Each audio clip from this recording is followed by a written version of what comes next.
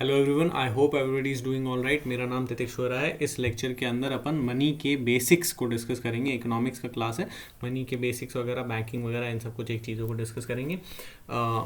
Lecture शुरू करने से पहले अगर आपको जो है सेल्फ स्टडी वगैरह के लिए बुक वगैरह इसके अंदर अगर मटेरियल रेफर करना है तो इससे आगे देखो, मैं बार बार हर लेक्चर के अंदर बताऊंगा नहीं, तो इसके अंदर अगर आपको रेफर करना है तो एक तो मृणाल सर के नोट्स आते हैं। मृणाल सर के नोट्स बहुत बढ़िया हैं। उसके अलावा रमेश सिंह की बुक आती है, उसे भी मतलब इनमें से किसी भी एक चीज़ को कर सकते हो, है ना।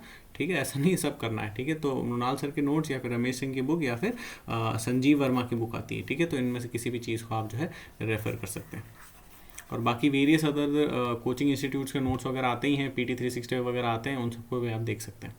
चलो यहाँ पर देखते हैं मनी। सबसे पहले मनी के बारे में देखें तो what is money. Money is a unit of transaction. ठीक है, आई होप ये आपको पता ही है। मनी यहाँ पे अब दो कंसेप्ट आते हैं, एक आता है फियाट मनी का और एक आता है लीगल टेंडर का। What is Fiat money and what is legal tender. Legal tender के ऊपर ऑलरेडी UPSC क्वेश्चन पूछ चुका है। फियाट मनी का मतलब होता है, ये दो कंडीशंस हैं, दोनों कंडीशंस मेट होनी चाहिए। ठीक है, दोनों के ही अंदर फियाट मनी के अंदर एक तो या तो वो physical coin, note, virtual digital coin, इस टाइप की कोई चीज़ होनी चाहिए, पहली बात। और दूसरी बात जो है उसे जो भी मोनार्क है, क्विंग क्वीन वगैरह जो भी है, गवर्नमेंट है, सेंट्रल बैंक है, इनमें से कोई भी जो है उसे खुद इशू करें। ठीक है, ऐसा नहीं है कि भाई मैंने अपने जो है खुद के कार्डबोर्ड से खुद के जो है सिक्के वगैरह बनाए और मैंने उनको इशू कर दिया, ऐसे नहीं चलेगा। समझ में आया? तो ये दो चीज़ें। अब फिजिकल कॉइन करेंसी वगैरह, इसका क्या मतलब है भाई? सब चीज़ें तो फिजिकल कॉइन और नोट और इनके अंदर सब चीज़ें तो आ गई नहीं, सब नहीं आया ना। जैसे सब नहीं आया, जैसे कि चेकबुक हो गई। ठीक है, तो चेक्स जो होते हैं वो फियाट मनी नहीं होते, उन्हें गवर्नमेंट या सेंट्रल बैंक थोड़ी निकालती है। समझ में आया? ठीक है, उसके अलावा जो है और क्या चीज़ें बताओ। चेकबुक के अलावा शेयर्स हो गए, बॉन्ड्स हो गए, है ना, ये सब चीज़ें भी फियाट मनी के अंदर नहीं आती। तो फिर व्हाट इज़ लीगल टेंडर।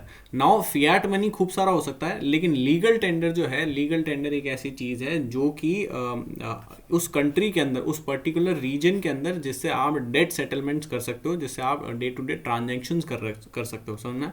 जैसे आपने किसी से कुछ सामान लिया तो उसके बदले जो है आप उसको वो पैसा ऑफर कर सकते हो और वो उस बात को रिजेक्ट नहीं कर सकता। समझ में आया? ठीक है, ये बात है। अब इसकी भी पहली कंडीशन है कि ये फियाट मनी होना चाहिए। और फियाट मनी के अंदर अपन ने समझा, फियाट मनी के अंदर दो कौन सी कंडीशन है, या तो वो फिजिकल वर्चुअल नोट करेंसी वगैरह हो, ठीक है, पहली बात। और दूसरी बात जो है कोई गवर्नमेंट, कोई मोनार्क या फिर गवर्नमेंट या फिर सेंट्रल बैंक। ठीक है, तो ये इसे रिलीज करें। समझ में आया? अब अपने ही नेशन के अंदर अगर देखें तो अपने ही नेशन के अंदर ऐसा भी है कि काफ़ी सारा फियाट मनी, बहुत सारे फियाट मनी अलग अलग टाइप के हैं, लेकिन वो लीगल टेंडर नहीं है। जैसे कि डॉलर। ठीक है, या फिर जो है और डॉलर के अलावा जो दिनार वगैरह और भी खूब सारी ऐसी करेंसीज होती है ना, अक्सर सबके पास होती है, एक दो नोट अपने पास सबके पास होते हैं, लेकिन अपन जो है उससे ट्रांजेक्शन नहीं कर सकते। अपन ऐसा नहीं कर सकते कि बैंक में जाएंगे, उसको बोलेंगे कि भाई इसके बदले इसका छुट्टा दे दो, ठीक है, या इसको मेरे खाते में जमा कर दो। या फिर जो है अपन ऐसा नहीं कर सकते कि भाई कोई और दुकान के ऊपर गए और उसको बोल दिया कि भाई इसके बदले मुझे ये चीज़ दे दो। ऐसा नहीं होगा। क्यों नहीं होगा? क्योंकि वो फियाट मनी तो है, लेकिन अब फियाट मनी क्यों है भाई? उसे भी तो किसी सरकार ने, किसी गवर्नमेंट ने निकाला ना, अपनी ने नहीं निकाला हो तो क्या हुआ, उसे भी किसी और ने तो निकाला ही है। तो फियाट मनी तो है, लेकिन अपने यहाँ पे उसे लीगल नहीं बनाया गया है डेट ट्रांजैक्शंस के लिए। समझ में आया आपको? ठीक है, चलो, तो नॉट फियाट, ये सब चीज़ें मैंने आपको बता दी। शेयर्स, बॉन्ड्स, बिटकॉइंस वगैरह fiat but not legal. Foreign currency, commemorative coins वगैरह, ये सब चीज़ हो गई। समझ में आया? अब यहाँ पे कुछ जो है दो तीन अदर फैक्ट्स वगैरह अपन पढ़ लेते हैं। जैसे कि सबसे पहले जो कॉइन्स होते हैं, तो कॉइन्स कौन बनाता है? कॉइन्स गवर्नमेंट बनाती है इंडिया के अंदर। इंडिया की बात बता रहा हूँ। कॉइन्स जो है गवर्नमेंट बनाती है, और गवर्नमेंट किसके अंदर बनाती है? तो कॉइनेज एक्ट 2011 के अंदर बनाती है। किसमें बनाती है? कॉइनेज एक्ट 2011 के अंदर बनाती है। वहीं जो नोट्स हैं, 1 रुपये से बड़ा जो भी नोट्स है, उन सबको कौन बनाता है? उन सबको जो है RBI बनाती है। और RBI किसके अंदर बनाती है? RBI एक्ट 1934 में बनाती है। किसमें बनाती है? RBI एक्ट 1934 में बनाती है।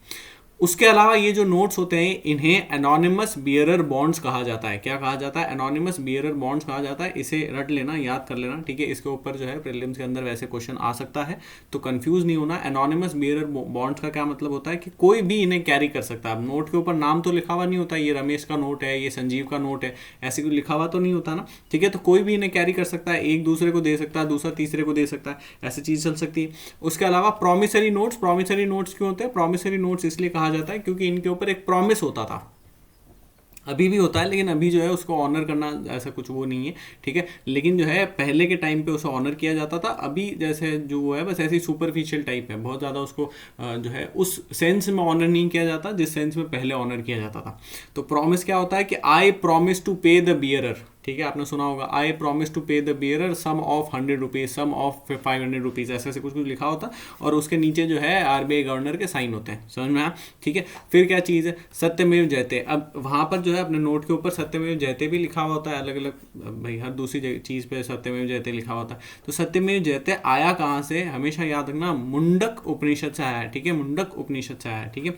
उपनिषद के वैसे जो नाम है अपन आर्ट एंड कल्चर वगैरह के अंदर वहाँ पर लिटरेचर वगैरह आता है, वहाँ पर पढ़ते हैं, ठीक है। और अभी जो है आमिना मैम उसके ऊपर सीरीज़ वगैरह भी प्लान कर रही है, तो वो भी कर सकते हैं।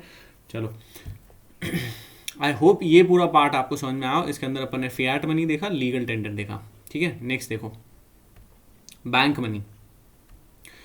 तो बैंक मनी की अगर अपन बात करें, बैंक मनी में किस किस टाइप का जो है यहाँ पर करेंसी वगैरह या क्या चीज़ देखने को मिलती है अपन को। बैंक मनी के अंदर आता है एक तो चेक, ठीक है, दूसरा डीडी या फिर डिमांड ड्राफ्ट, है ना। ये जो है चेक और डीडी का मतलब अब सबको पता ही है। ये चीज़ें जो है एक लॉ था, ठीक है, तो वो लॉ इनके रिगार्डिंग आया था, तो उस लॉ को आप याद कर सकते हो। ये है नेगोशिएबल इंस्ट्रूमेंट्स एक्ट 1881, ठीक है, नेगोशिएबल इंस्ट्रूमेंट्स एक्ट 1881। ये जो है मॉडर्न इंडियन हिस्ट्री के लिए वैसे इंपॉर्टेंट हो जाता है। मॉडर्न हिस्ट्री के अंदर ऐसे जो है ट्रिवियल क्वेश्चन अक्सर पूछते रहते हैं। तो वो चेक को डिसऑनर नहीं किया जाए और जो है फ्रॉजरी वगैरह ना हो, समझ में आया, चोरी चकारी वगैरह ना हो, तो इसलिए जो है वाइस रॉय रिपन जो थे वो इसको लेकर आए थे, ठीक है। अभी तक अपन काफ़ी सारे वेरियस वाइस रॉयज को पढ़ चुके हैं ऑलरेडी मॉडर्न इंडियन हिस्ट्री की क्लास में। जिसने भी नहीं देखी है उसे जाकर देख सकते हैं, नीचे लिंक होगा। उसके अलावा आर्ट एंड कल्चर के काफ़ी सारे वीडियोस हैं, उन्हें देख सकते हैं। पॉलिटी के खूब सारे वीडियोस हैं, उन्हें देख सकते हैं। मैप के ऊपर एक तो रिवर्स का अलग कोर्स आया हुआ है, रिवर्स के अलावा जो है वर्ल्ड मैप के ऊपर भी काफ़ी जो है कोर्स आ चुका है। और उसके अलावा वर्ल्ड मैप के अंदर यहाँ पे मैं कुछ और क्लासेस और भी डालूंगा, ठीक है। और क्या चीज़ है, और daily news analysis, CA news analysis वगैरह मैं करता ही हूँ, तो उसको आप देख सकते हैं। चलो फॉर चेक डिसऑनर वगैरह ये मैंने आपको बता दिया। अब एक चेक के ऊपर एक आईएफएससी कोड होता है। What is IFSC code? IFSC code सिर्फ चेक के ऊपर ही नहीं होता, चेक के ऊपर, चेकबुक के ऊपर, पासबुक के ऊपर और भी पता नहीं 10-20 चीज़ों के ऊपर जो है बैंक की ये कोड लिखा हुआ होता है। तो आईएफएस कोड या फिर ये इसको आईएफएससी बोलते हैं वैसे, तो इंडियन फाइनेंशियल सिस्टम कोड, ठीक है। तो इंडियन फाइनेंशियल सिस्टम कोड क्या होता है? ये कुछ नहीं होता है, जो भी बैंक की ब्रांच है, ठीक है, कि लेट्स से कि भाई मैं जो हूँ दिल्ली के अंदर कुछ भी करोल बाग, ठीक है, तो मैं करोल बाग के वहाँ पे रहता हूँ, मेरा जो खाता है वो करोल बाग की एसबीआई में है, ठीक है। तो जो एसबीआई की जो ब्रांच है उसके अंदर उसका भी एक आईएफएससी अलग होगा। वैसे ही कोई दूसरी राजेंद्र नगर की है तो उसका जो है आईएफएससी अलग होगा, ऐसे कोई तीसरी है तो उसका आईएफएससी अलग होगा, समझ में आया। तो हर ब्रांच का एक डिफरेंट आईएफएससी होता है, जिसे बोलते हैं इंडियन फाइनेंशियल सिस्टम कोड। क्या बोलते हैं? Indian financial system code. फिर उसके अलावा क्या चीज़ होती है? उसके अलावा अगर आप इसके अंदर देखो तो ये एक 11 डिजिट का अल्फा न्यूमेरिक कोड होता है। अल्फा न्यूमेरिक का मतलब इसके अंदर जो है वर्ड्स लेटर्स भी आ गए और उसके अलावा नंबर्स भी आ गए, समझ में आया, ठीक है। तो अल्फा न्यूमेरिक कोड होता है, ठीक है, इसको याद रखना है। क्या नाम है? Indian financial system code. उसके अलावा नेक्स्ट चीज़ बैंक मनी के अंदर आता है MICR। MICR क्या चीज़ होती है? ये चेक्स के ऊपर जो है लिखा हुआ होता है। ये एक स्पेशल इंक से लिखा हुआ 9 डिजिट का कोड होता है। स्पेशल इंक कौन सी होती है? आयन ऑक्साइड, ठीक है। तो इस आयन ऑक्साइड से लिखा हुआ 9 डिजिट का कोड है, जिसका फुल फॉर्म है मैग्नेटिक इंक कैरेक्टर रिकॉग्निशन, ठीक है। Now what is this magnetic ink character recognition? ये इसलिए लिखा हुआ होता है ताकि जो चेक वगैरह जाए तो उसका डायरेक्ट जो है ऑटोमेटेड क्लियरेंस हो जाए, समझ में आया, ठीक है। कई बार आपने देखा होगा ऐसे कियोस्क लगे हुए होते हैं, ठीक है, चेक के कियोस्क लगे हुए होते हैं बैंक ब्रांचेस के अंदर। तो वहाँ पे आप ऐसे चेक डालो और उसके बाद जो है कुछ कुछ फिल वगैरह करने का होता है, तो वो फिल करो और ऑटोमेटिकली जो है वो अंदर चला जाएगा, डिपॉजिट हो जाएगा, समझ में आया, ठीक है। तो ऑटोमेटेड क्लियरेंस वगैरह के लिए होता है मैग्नेटिक इंक कैरेक्टर रिकॉग्निशन, ठीक है, याद रखना MICR। और कौन सा देखा? और इससे पहले IFSC देखा। IFSC का मतलब इंडियन फाइनेंशियल सिस्टम कोड। चलो चेक ट्रंकेशन सिस्टम, CTS, ये एक अलग चीज़ होती है, चेक ट्रंकेशन सिस्टम। इसके अंदर क्या होता है? इसके अंदर एक बैंक है, ठीक है, और एक बैंक की ब्रांच होगी और एक दूसरे बैंक की ब्रांच होगी। अब जैसे अगर आप यहाँ पे एक चेक लेकर जाते हो, ठीक है, लेट्स से कि वो चेक जो है इस ब्रांच का है, ब्रांच B का है, ये A हो गया, ये B हो गया, ये चेक हो गया, है ना। तो ये चेक जो है वो B का है, तो ये यहाँ से जारी हुआ, फिर ये किसी और के पास गया था, फिर उसने जो है आपको दिया, फिर आपने जो है अपनी बैंक के अंदर जमा कर दिया। अब आपकी बैंक क्या करेगी, आपकी बैंक जो है वेरीफाई करेगी वापस उसी बैंक के साथ जिस बैंक का ये चेक है कि ये जो है वाकई जेन्युइन है कि नहीं और हम इसको क्लियर कर दें वगैरह वगैरह, समझ में आया, ठीक है। तो वो प्रोसेस के अंदर चेक ट्रंकेशन सिस्टम काम आता है। क्या काम आता है? चेक ट्रंकेशन सिस्टम काम आता है। इसके अंदर बस उसकी जो है इमेज वगैरह स्कैन करते हैं और दूसरी ब्रांच को, मतलब दूसरी बैंक वगैरह जो भी होती है उसको भेज देते हैं, समझ में आया। चेक ट्रंकेशन सिस्टम याद रखना।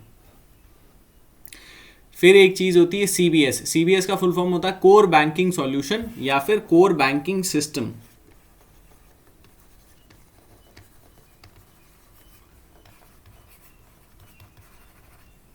ठीक है, core banking system. Now what is this core banking system solution? देखो ये एक चीज होती है जिसके अंदर सेंट्रलाइज्ड डेटा मैनेजमेंट किया जाता है और ब्रांच लेस बैंकिंग के अंदर ये बहुत ज़्यादा इंपॉर्टेंट होता है, बहुत ज़्यादा काम आता है। ब्रांच लेस बैंकिंग के अंदर क्या होता है, जैसे आपने जो है एक आप ए ब्रांच के अंदर आपका खाता है ना, और आप बी ब्रांच के अंदर जाके कुछ मान लो कि भाई जो भी अपना अकाउंट वगैरह एक्सेस करना चाहते हो तो वहाँ से भी कर सकते हो। उसके अलावा आप अपने घर से भी कर सकते हो। उसके अलावा एटीएम है तो एटीएम से भी आप जो है लिमिटेड एक्सेस तो कर ही सकते हो ना, तीनों जगह से लिमिटेड एक्सेस तो कर ही सकते हो, समझ में। तो ये जो है इसके अंदर क्या चीज़ होती है, पहली बात तो ब्रांच लेस बैंकिंग होती है और दूसरी बात सेंट्रलाइज डेटा मैनेजमेंट के लिए इंपॉर्टेंट होता है। सेंट्रलाइज डेटा मैनेजमेंट से क्या होता है, आरबीआई वगैरह इसके ऊपर जो है मॉनिटरिंग वगैरह कर सकता है। और जो है आरबीआई मतलब ठीक है, आरबीआई तो खैर आगे कर ही सकता है, बट जो बैंक है बैंक के लिए भी एक कहीं ना कहीं एक सेंट्रल वो आ जाता है, समझ में आप, ठीक है। कस्टमर कैन एक्सेस वगैरह ये मैंने आपको बता दिया सीबीएस। फिर एक चीज़ होती है कार्ड टोकनाइजेशन। ये एक अलग सिस्टम होता है। कार्ड टोकनाइजेशन के अंदर क्या होता है, जो आपका क्रेडिट कार्ड होता है या डेबिट कार्ड होता है उसकी जो डिटेल्स होती है, डिटेल्स के अंदर उसका नंबर आ जाएगा, उसका सीवीवी आ जाएगा और एक्सपायरी आ जाएगी। इन सबको छिपा दिया जाता है किसी और दूसरी फेक डिटेल या फिर कोई दूसरी चीज़ के द्वारा, समझ में। जैसे मान लो इसकी जगह नंबर की जगह, जैसे आपका नंबर था 1 2 3 4 5, ठीक है, ये आपका जो है क्रेडिट कार्ड का नंबर है, तो इसकी जगह जो है एक दूसरा कोड लगा दिया जिसके अंदर वो नंबर हो गया ##, ठीक है, कुछ 1 और फिर उसके बाद जो है ऐसा ऐसे कुछ भी कोड हो गया, ठीक है। अब ये जो कोड है, ठीक है, now this code will be seen as, अगर कोई थर्ड पार्टी अगर इसको देखता है, समझ में कि ये किसका कार्ड वगैरह है, तो उसको सिर्फ यही चीज़ नज़र आएगी, बल्कि जो ओरिजिनल नंबर है वो नज़र नहीं आएगा, समझ में आया। तो आपके डेटा को प्रोटेक्ट करने के लिए, हाइड करने के लिए सेंसिटिव डेटा को, इसलिए जो है कार्ड टोकनाइजेशन किया जाता है। तो कार्ड टोकनाइजेशन आप यहाँ से याद कर सकते हो। अब मुझे बताओ इसके अंदर अपन ने क्या क्या पढ़ा। सबसे पहले अपन ने चेक और डीडी को देखा, है ना, चेक और demand draft. Cheque demand draft के बाद अपन ने दूसरी चीज़ क्या देखी, यहाँ से जो है वाइसरॉय रिपन, वाइसरॉय रिपन कब 1881 के अंदर एक स्पेशल एक्ट लेकर आए थे, उसको अपन ने देखा, ठीक है, वो जो है फ्रॉजरी और उससे रिलेटेड था। उसके अलावा दूसरी चीज़ क्या देखी, उसके अलावा अपन ने जो है आईएफएस देखा, है ना, आईएफएससी कोड। आईएफएससी कोड क्या चीज़ होती है, इंडियन फाइनेंशियल सिस्टम कोड, ठीक है। तो आईएफएस कोड बैंक की ब्रांचेस वगैरह को मॉनिटर करने के लिए, मतलब जो भी आइडेंटिफाई करने के लिए होता है, ठीक है। फिर उसके बाद अपन ने एक MICR चीज़ देखी। MICR क्या होता है, आयरन ऑक्साइड से लिखा हुआ एक स्पेशल कोड होता है जो कि ऑटोमेटेड क्लियरेंस, किसकी ऑटोमेटेड क्लियरेंस, चेक की ऑटोमेटेड क्लियरेंस के लिए ज़रूरी होता है। ये 9 डिजिट का होता है, जो IFSC है ये 12 डिजिट का होता है, समझ में आया, ठीक है। और उसके अलावा जो है MICR का फुल फॉर्म क्या है, MICR का फुल फॉर्म है मैग्नेटिक इंक कैरेक्टर रिकॉग्निशन, समझ में आया। MICR के अलावा अपन ने और क्या चीज़ देखी, चेक ट्रंकेशन सिस्टम देखा। चेक ट्रंकेशन सिस्टम के अंदर चेक को जो है स्कैन करके एक जगह से दूसरी जगह जो है भेजा जाता है कि भाई ये जेन्युइन है कि नहीं, ये सही है कि नहीं, ये पास कर दे कि नहीं कर दे। उसके अलावा अपन ने कोर बैंकिंग सॉल्यूशन देखा, CBS। कोर बैंकिंग सॉल्यूशन के अंदर क्या चीज़ होती है, कोर बैंकिंग सॉल्यूशन के अंदर एक तो आप ब्रांच लेस एक्सेस वगैरह कर सकते हो, दूसरा सेंट्रलाइज डेटा मैनेजमेंट होता है। सेंट्रलाइज डेटा मैनेजमेंट, ये दोनों चीज़ें हो गई। फिर अपन ने कार्ड टोकनाइजेशन देखा। कार्ड टोकनाइजेशन के अंदर अपन ने क्या देखा, इसके अंदर आपकी जो भी जो है डिटेल्स वगैरह हैं, जो डेटा वगैरह, उसको हाइड कर दिया जाता है किसी दूसरे डेटा से ओवरलैप करके, समझ में आया, ठीक है। ये सब चीज़ें देखी। और इस जो एक्ट था, इस एक्ट का क्या नाम था, नेगोशिएबल इंस्ट्रूमेंट्स एक्ट 1881, ठीक है, याद रखना, नेगोशिएबल इंस्ट्रूमेंट्स एक्ट 1881। चलो